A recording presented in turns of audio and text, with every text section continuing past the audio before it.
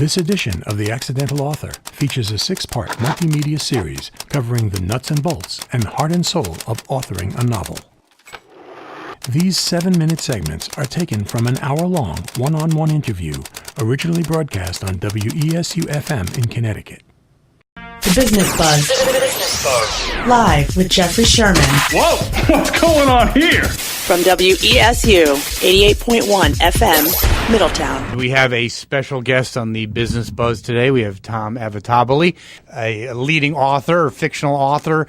Tom Avitabile, author now of 4 books. Number one fiction author on Barnes & Noble, is that correct? Number one bestseller. Number one bestseller. Tom Avitabile, author of a trilogy that we've discussed, and he also has a new book, The Devil's Quota, which has gotten rave reviews. So if you'd like to join the discussion, if you're an aspiring author, or you've actually had an opportunity to the great opportunity and great pleasure to read one of Tom's books, give us a call. Now, Tom, we're going to talk about your new or your latest book, The Devil's Quota.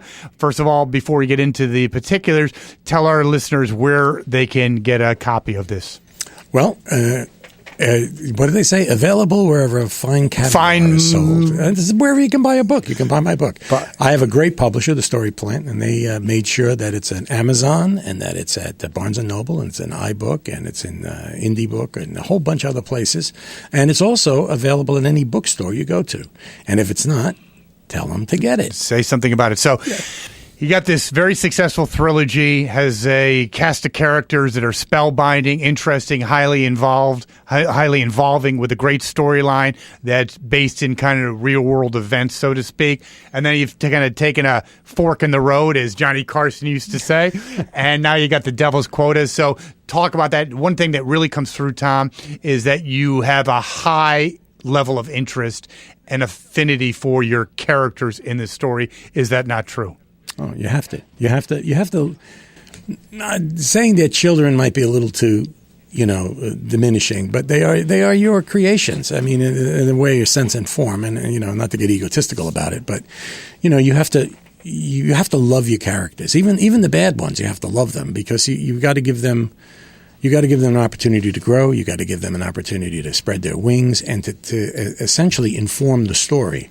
And if you have a prejudice against a character, I think the reader knows that. And I think that's when books become cardboard or they become two-dimensional. Characters become, mini-dimensional because the author has a prejudice against them.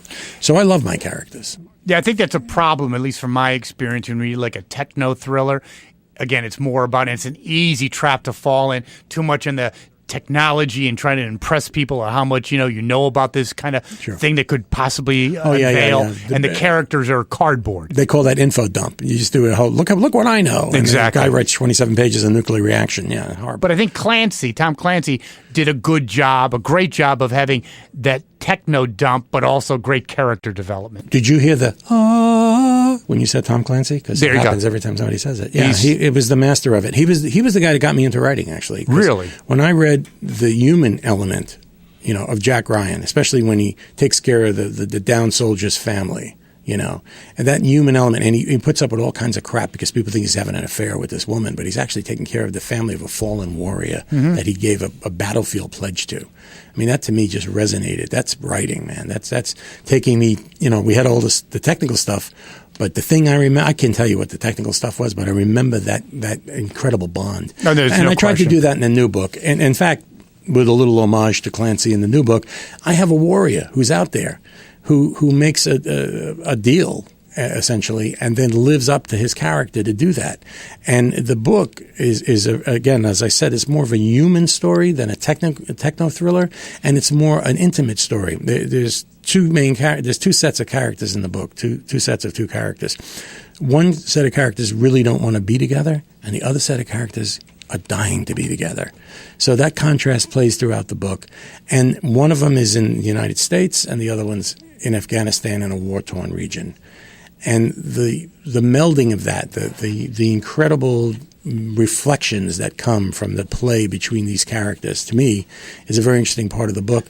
But overall, it's done under the umbrella of human trafficking, which at first you're not aware of, hopefully, But as it starts to evolve, you start to see how it's touching these lives and how maybe it's touching all of our lives.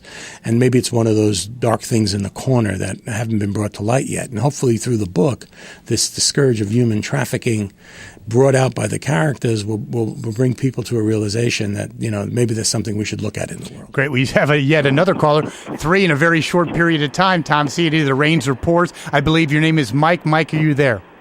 Yes, I'm here. Great. So you have a question for Tom.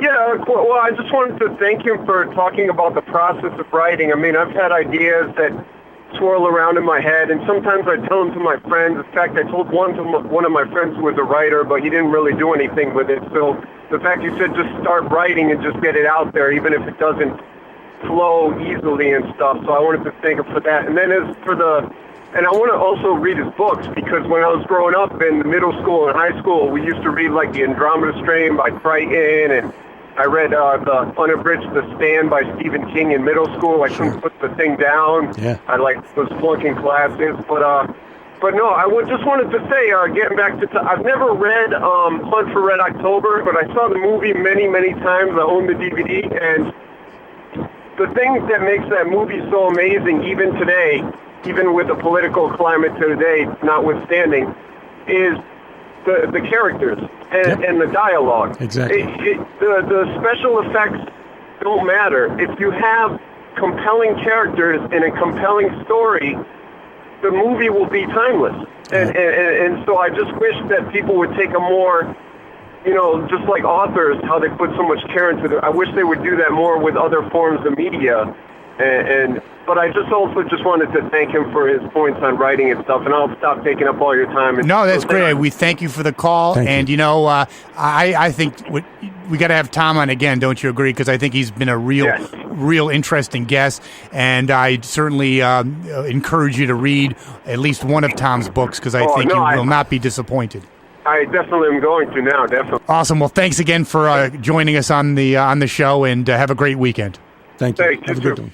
And, Tom, believe it or not, we are about out of time. Time flies when you're talking about me. I'll tell you, it really does. And I think it's been a great show. And we'll have to have you on very soon.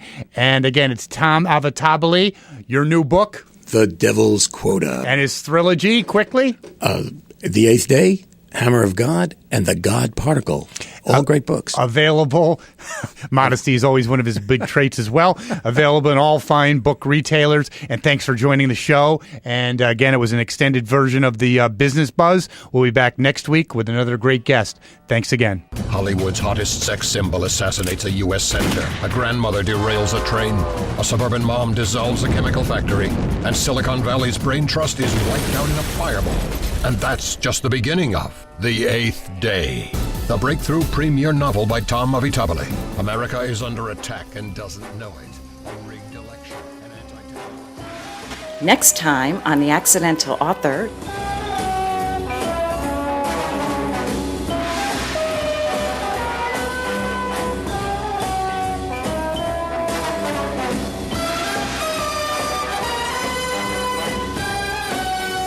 That's next time on The Accidental Author.